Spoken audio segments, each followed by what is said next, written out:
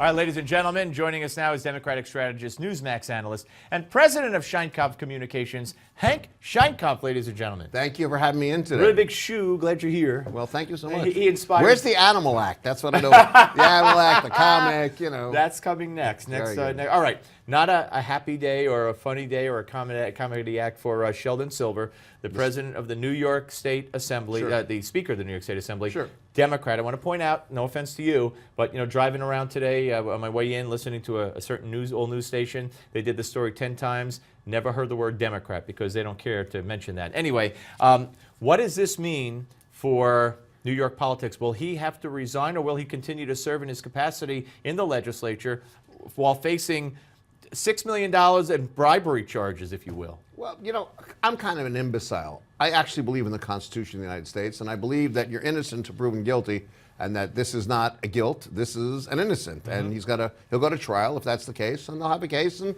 if he loses, he's gone anyway. But okay, so you don't think, if you were advising him at his age, at his stage, with these, detailed accusations.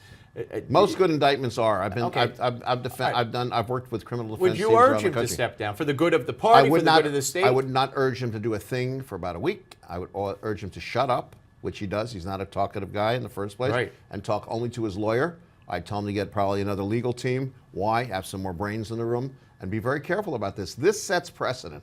There is an active move by the FBI, and reasonably so, to enforce term limits. It's called indicting people. And there's a great public dislike for politicians generally, so indicting people is not so bad. But there's another danger here.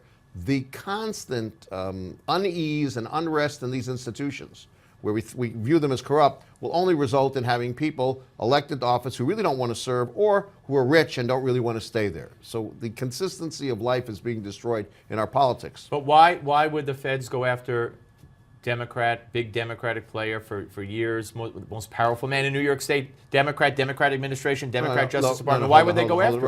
Republican Justice Departments went after Don Siegelman, who was then the governor of Alabama, and others. There's an indictment of a Republican Speaker of the House in Alabama right now. This is a bipartisan cleaning of house.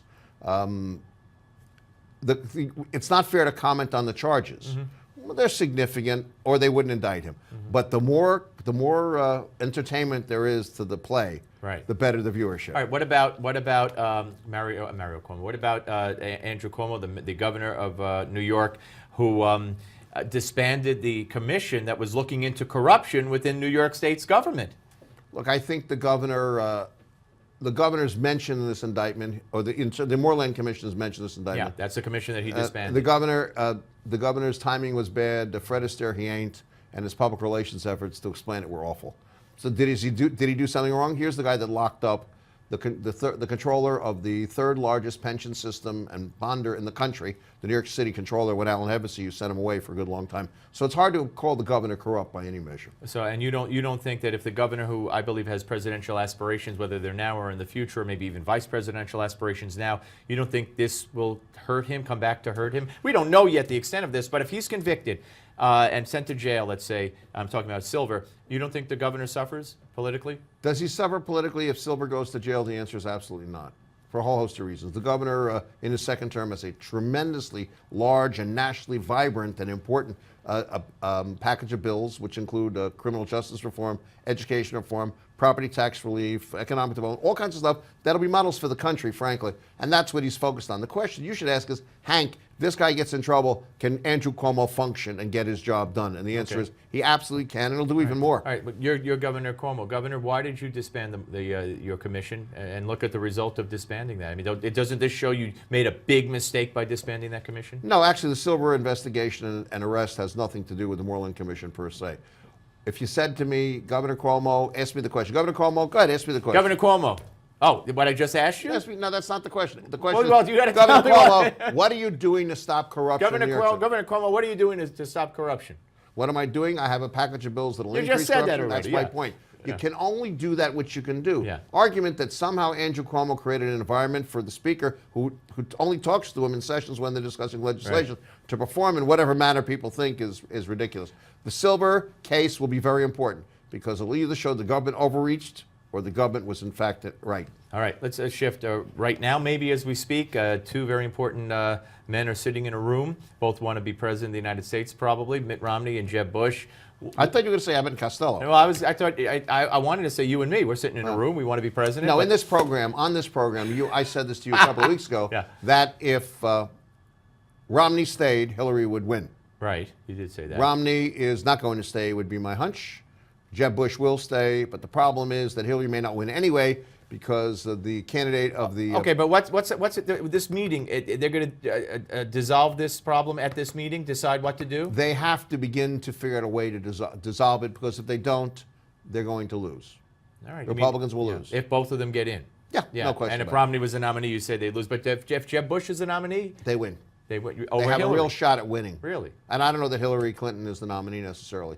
Tell me how Martin O'Malley gets out of the way. Martin O'Malley is the institutional Nobody in America knows who Martin O'Malley is. Before a campaign, but they know everything they know. They know everything there is to know about Hillary Clinton, and no one has yet talked about it in the new context. Hank Sheinkopf, ladies and gentlemen, you know him, you love him. He's here all week. Try the roast beef. We'll be back with Congressman Marsha Blackburn after the break. But first, here to tell you about your rights when it comes to recording phone calls, which I know Hank does as a hobby, is Harvard Law professor Alan Dershowitz. Don't go away.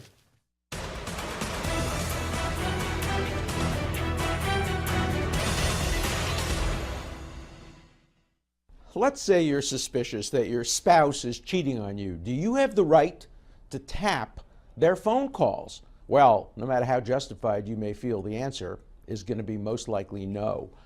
Worse, if you do, you could be subject to significant civil and even criminal penalties. In 1986, Congress passed what's called the Electronic Communications Privacy Act. Now, that statute makes it illegal for a person to wiretap or use any other type of device to record the communications of other people without the prior approval of a court. Violators of the statute can go to jail for up to 5 years and be fined up to $250,000. And most states have enacted laws that mirror the federal statute, so one could be facing both state and criminal liability in the federal court.